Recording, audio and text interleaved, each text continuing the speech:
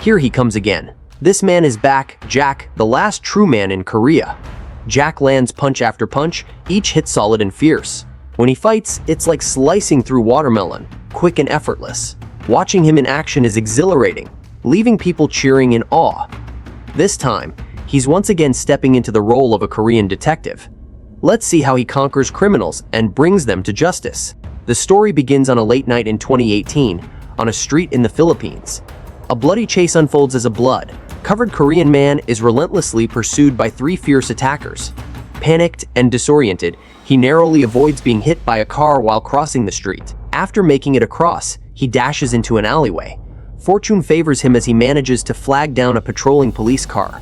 Desperate, he gestures and speaks hurriedly, seeking help from the officers while holding up a USB drive that appears to be of great importance. Just then, a black car suddenly arrives. Two men step out without hesitation and approach them. In moments, the two officers are taken down with ease. One of the attackers casts a glance at his defeated subordinates before grabbing the USB and leaving the scene. In Seoul, South Korea, a group of drug dealers was conducting an illegal transaction, unaware that the police had already set up an inescapable trap. It wasn't long before they were caught red-handed. The buyer, seeing the dealers apprehended, attempted to flee. That's when Jack, Seoul's righteous officer, entered the scene. Armed with key intelligence, Jack led his team to a rooftop location. They barged through the door, only to be met with resistance, a solid iron door blocking their path. Inside, the suspects had already started destroying evidence. But obstacles like this were no match for Jack. Grabbing the iron bars, he shook them with such force that they ripped away from the wall, creating a clear path for the team. Jack's raw power and efficiency shone through once again. With each punch precise and powerful, he quickly subdued the situation and order was restored. The police seized a large number of mobile phones. To their surprise, the dealers were using second-hand trading apps to conduct drug sales, staying alarmingly in tune with modern trends. Jack immediately ordered his team to track down the app's developers. Just then, a phone received a message, a drug order. The officers set a trap, waiting for the customer to show up. As soon as he stepped in, Jack knocked the man unconscious with a single slap. In the evening, Jack took his subordinates out for dinner. The husband of the female shop owner had died in the line of duty, so Jack took special care of the mother and daughter. During the meal, one of the subordinates reported to Jack that the software developer, John, had been found. After issuing a wanted notice, they received news that he had already died in the Philippines. His body had been transported back to Korea a few days ago, and an autopsy was scheduled for tomorrow. They should be able to uncover something from it. The next day, Jack and Michael went to the autopsy room together. After examining the body, the forensic doctor revealed signs of abuse on the deceased. The ribs were fractured, and the direct cause of death was a sharp object piercing the heart. Notably, the deceased's weight had dropped from 74 kilograms to 54 kilograms, but no drugs were detected in his blood. The forensic doctor suspected that the drastic weight loss was due to prolonged abuse. Jack realized this was far from a simple murder case. As they stepped out of the autopsy room, they encountered the deceased's mother. She explained that after her son went to the Philippines, their contact became increasingly infrequent, and now he was gone forever. She desperately wanted to know who the killer was. After comforting her, Jack asked which company her son had worked for and learned it was HB Trading Company. Upon investigation, the police discovered that the software John developed was open source, meaning anyone could download and modify it. This confirmed that the drug-related activities were not John's doing. Further, there were discrepancies with the company's contact information. Jack contacted John's mother again, only to receive devastating news shortly after. She had left a suicide note before ending her life to follow her son. This tragic series of events strengthened Jack's resolve to bring the perpetrators to justice. In a luxurious office building, William handed 2 USB drives to his associates. These contained the encryption keys for the first phase of a cryptocurrency scheme. William was orchestrating an elaborate crypto scam, colluding with a government auditor to deceive investors and siphon their funds. Meanwhile, in an industrial area of the Philippines, there was an online casino established by Koreans. John had once worked there as a maintenance technician, enduring endless abuse. One of the USB drives held crucial evidence of the crimes committed there. The person in charge of the operation was Kevin, a ruthless figure responsible for killing a police officer. Kevin expressed satisfaction with the financial reports but was displeased that William had not honored his promise to increase their profit share. Both Kevin and his assistant were former Special Forces soldiers, known for their brutal efficiency but also for their unwavering adherence to promises. At this moment, they discovered a competitor had emerged nearby, another online casino established by Koreans. They immediately decided to take action. Kevin, along with his men, rushed toward the enemy's stronghold, intent on destroying it. On the way, he ordered his IT specialist to hack into the rival servers, causing them to crash. Next, they drove an excavator, sweeping everything in their path. Kevin led the charge, storming the front entrance, and a violent hand-to-hand battle broke out. The scene quickly descended into chaos, with countless casualties. Kevin, wielding a dagger, fought like a warrior. The rival boss drew a gun and quickly eliminated a few of Kevin's men. Just as he was about to show more of his power, Kevin seized the opportunity, snatching the weapon and shooting the man dead. After securing the scene, they stole all the server hard drives, essentially taking control of the casino's entire customer database. On the other side, Jack tracked John's cloud data through the police network, but discovered someone had already beaten him to it. The website and name had been erased.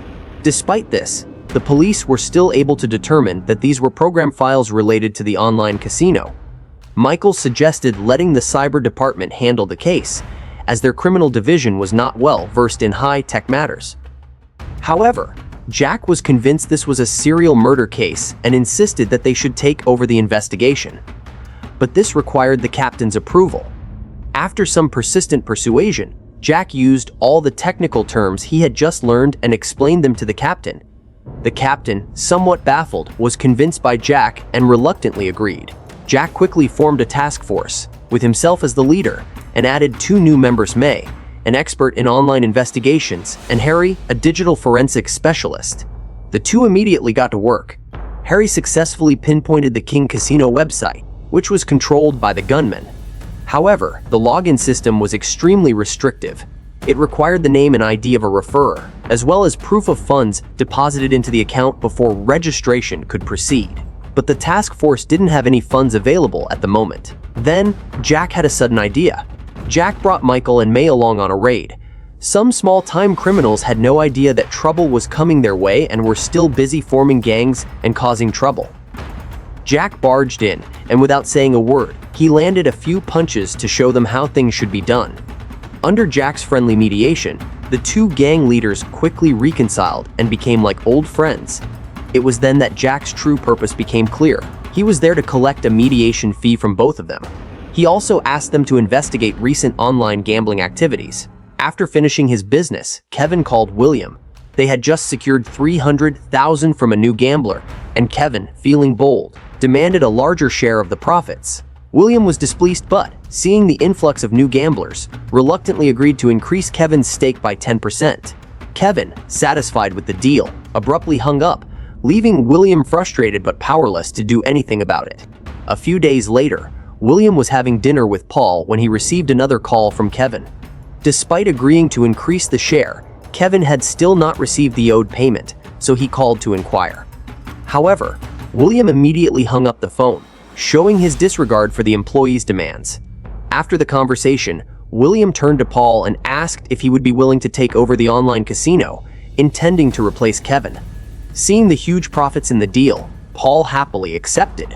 On the police side, they opened several accounts using all their available funds, but the gambling website's IP address kept changing, making it difficult to track the exact location.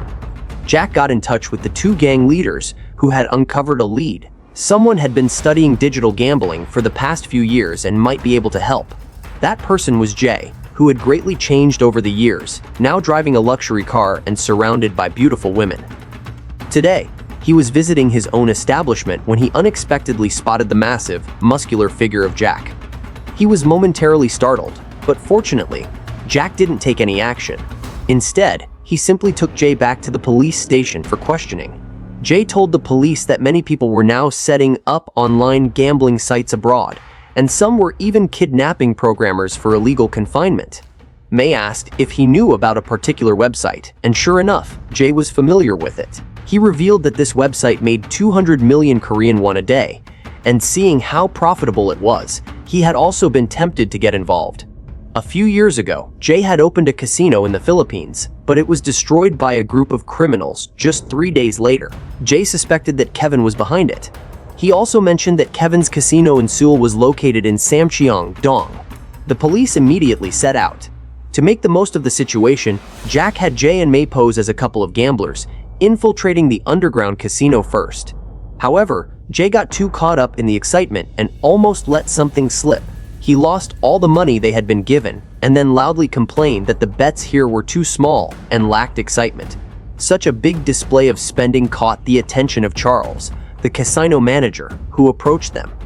He suggested they visit a better, larger, and more exciting place, and introduced Jay to another website. Jay, a seasoned pro, played it cool and used the strategy of bait and switch to keep Charles intrigued. Charles, thinking he had landed a big fish, became even more respectful and introduced Jay to their membership-based website. However, Jay ultimately exposed the police officer's presence. Jack, listening in, immediately brought backup. He knocked Charles out with one punch and lead him against a police car. Faced with the intimidating Jack, Charles had no choice but to confess. He revealed that he was just a small player and that the real mastermind was someone named Ivan, who had taken all the profits. Recently, Ivan was preparing to return to his home country, so the police set up surveillance at the international airport. Once they identified their target, they followed him all the way to a clothing store, pretending to be customers as they continued their pursuit. However, these two clumsy officers accidentally revealed their identities, and Ivan overheard them. He immediately tried to flee, but ended up rolling and crawling through a pile of clothes, which only led him right into the police's trap. Jack wasted no time, swiftly pinning him against a car before taking him back to the station. According to the police investigation, the clothing store was just a front. It was actually a money laundering operation. Ivan, a gambling addict, also had a history of fraud. However, he was just a low-level player in the gambling organization and had no knowledge of the entire information network. When questioned by the police, Ivan claimed to know nothing, insisting that he was just a messenger. Meanwhile, Kevin had rushed back from the Philippines and went straight to William's door, urging him to finalize the casino share distribution. William, trying to buy time, shared the entire cryptocurrency plan with Kevin, suggesting that once the plan was completed, the money would be easy to get. However, Kevin wasn't interested in the grand promises William was making. He insisted on a new division of the casino shares. Seeing that this tactic wasn't working, William came up with another plan. He deliberately asked his associate, Ken, who had been hindering the progress of the plan. Ken, being sharp, quickly identified a government auditor as the obstacle. William then promised Kevin that if he dealt with this auditor, he would hand over full control of the casino to him. Kevin and Ken took action together. Ken handed a large lottery ticket to the auditor, pleading with him to approve the currency review. However, the auditor, being upright and incorruptible, refused the bribe. Outside the car, Kevin saw that the two had reached an impasse. In a sudden fit of rage, he opened the car door and stabbed Ken to death, then sat back in the car. The auditor, now pale and horrified, was handed the blood-stained lottery ticket once again. After handling the situation, Kevin called William to inform him that he had disposed of Ken's body at a construction site. William, however, showed no concern for Ken's death. Instead, he told Kevin that Ivan had been arrested and expressed worry that Ivan might betray them. Kevin, irritated, hung up the phone immediately. The next day, Kevin ordered a large amount of takeout for the police, causing a temporary kiosk at the station. He took advantage of the confusion to sneak into the police headquarters and found Ivan in the interrogation room. After confirming that Ivan was dead, Kevin calmly left the scene. After receiving Ken's body, William became even more certain that Kevin needed to be eliminated. The man was becoming increasingly uncontrollable. William decided that Paul would replace him. The two planned to first capture Kevin and then pin everything on him. They disposed of Ken's body in a clothing store shipping container, and the police mistakenly believed the case was connected to King Casino. After forensic examination, the coroner concluded that Ken's cause of death was similar to John's. He had been killed with the same weapon. Jack, while investigating Ken's background, discovered that he had been a financial advisor for a group of wealthy individuals. This meant that Ken's client list likely held the key to identifying the true mastermind behind King Casino. Jack ordered his team to methodically check all the companies on the list. On the other side, Kevin saw the news report about Ken and immediately called William to inquire about the body. However, William's response was dismissive, which led Kevin to make a decision.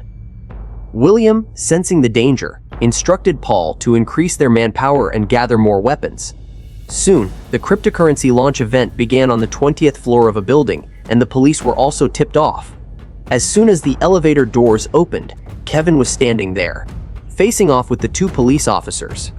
The tension between the two strong figures was palpable. Kevin could sense that the man in front of him was no ordinary opponent, so he quickly pressed the 19th floor button in the elevator, intending to avoid direct confrontation for now. Jack, realizing that this man was dangerous, immediately followed him after Kevin exited the elevator.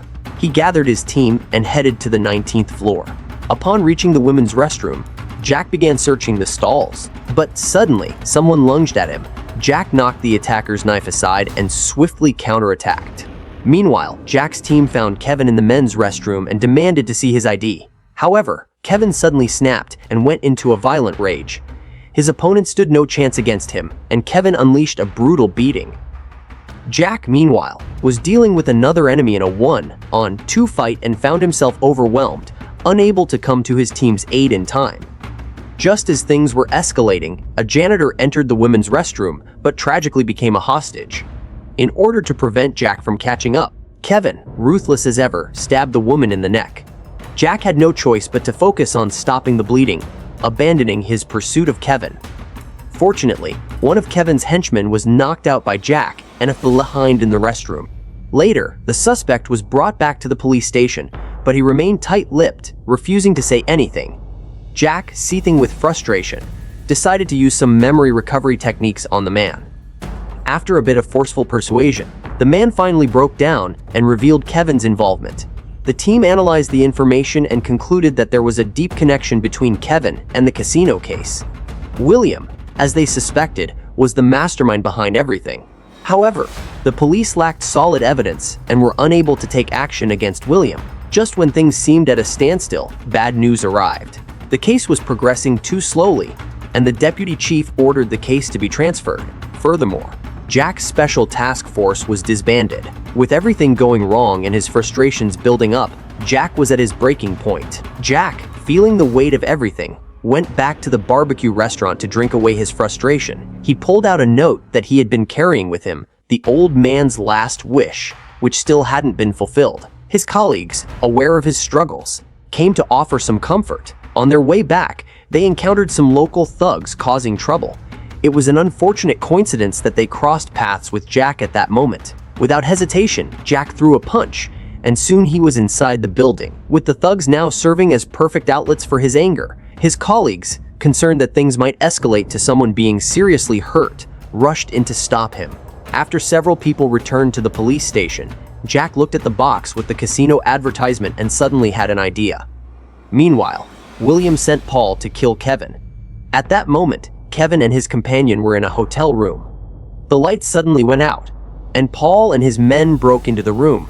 What he didn't expect was that the other side not only remained calm, but also locked the door. The two faced over 10 people, and a fierce battle broke out instantly. They were both retired Special Forces soldiers, and these small fry were no match for them. Soon, all the lackeys were killed, and only Paul was left. A knife was at his neck, and Paul had no choice but to agree to cooperate. The next morning, Jack stormed into the police chief's office and, in front of all the leaders present, kneeled on the floor, pleading to be allowed to continue the investigation. He had made a promise to the victim's mother and felt it was his responsibility to bring everything to an end. Jack appealed to the chief's emotions and reason, and his heartfelt words moved the chief, who agreed to Jack's request, giving him 10 days to solve the case. Jack's special task force was reinstated, and he assigned tasks to his team. The other side had been monopolizing the casino business, and if the police set up an online casino, they would undoubtedly come to them. This operation was necessary to catch them all. For this, Jack once again approached Jay. The man was speechless and immediately refused to join the task force. However, when he saw Jack take out a shiny police badge, he was tempted. Jay asked what the letters on the badge meant. Jack lied, saying it was for secret police. Jay actually believed him. He had wanted to be a cop since he was a child but had gone down the wrong path. Now, he could finally realize his dream and was immediately full of enthusiasm, even coming up with a perfect plan. May was in charge of the online technology, while the finance team handled the deposits. The website maintenance was assigned to the forensics department. Once everything was ready, Jack arranged for Jay Philippines to go to apply for a business license. Seeing that Jay was reluctant to go, Jack's words about being a secret police officer instantly fired him up. Soon, they arrived in the Philippines, found an acquaintance, and rented a factory. They quickly set up the online casino. Jay's bargaining skills impressed even the officers, and with the equipment, lighting, and sexy dealers all set, the Queen Casino officially launched. But William's time had come. Paul arranged to meet him and told him that Kevin had already been captured. William was very happy to hear this. Paul then handed him a handgun and asked him to kill Kevin himself. William, still in the mood to intimidate Paul, joked about whether he would still be able to laugh after what was to come. William walked into the warehouse, raised the gun at Kevin, but Kevin asked for the administrator's password. William was amazed that Kevin was still thinking about this just before dying. He decided to give up the password, thinking that Kevin was already a dead man. However, when he pulled the trigger, there were no bullets in the gun. After Kevin subdued William with a knife, he cut off his finger, knowing the fingerprints would be very useful. Paul then took care of sending William off and asked if he had anything to say before he died. Meanwhile, as William met his end, Kevin's men noticed the newly launched Queen Casino and immediately informed Kevin. He instructed his men to find it and destroy it. His men quickly pinpointed the location and immediately set out in cars. The police also detected this and immediately evacuated everyone from the casino. Philippine police officers were lying in wait, and surprisingly, Jay was among them. When Kevin's men arrived at the location, they realized they had fallen into an empty city trap. By the time they tried to escape, it was already too late. The police threw smoke grenades and surrounded the criminals. One of the men managed to break through the encirclement, taking a sexy dealer as a hostage. Seeing this, Jay sneaked up from behind and knocked the man out with a club. From him, Jay learned the location of King Casino. The police also detected this and immediately evacuated everyone from the casino. Philippine police officers were lying in wait, and surprisingly, Jay was among them. When Kevin's men arrived at the location, they realized they had fallen into an empty city trap. By the time they tried to escape, it was already too late. The police threw smoke grenades and surrounded the criminals. One of the men managed to break through the encirclement, taking a sexy dealer as a hostage. Seeing this, Jay sneaked up from behind and knocked the man out with a club. From him, Jay learned the location of King Casino. Jack immediately rushed to William's house. Kevin still didn't know his home had been robbed. Jack drove straight to William's house and went directly to the safe. Using the fingerprint from the severed finger, he changed the manager's access and opened the safe with the password. Inside, there was an unimaginable amount of money. Kevin didn't even look at it and only took the black box inside, leaving the money for Paul. They then drove straight to the airport.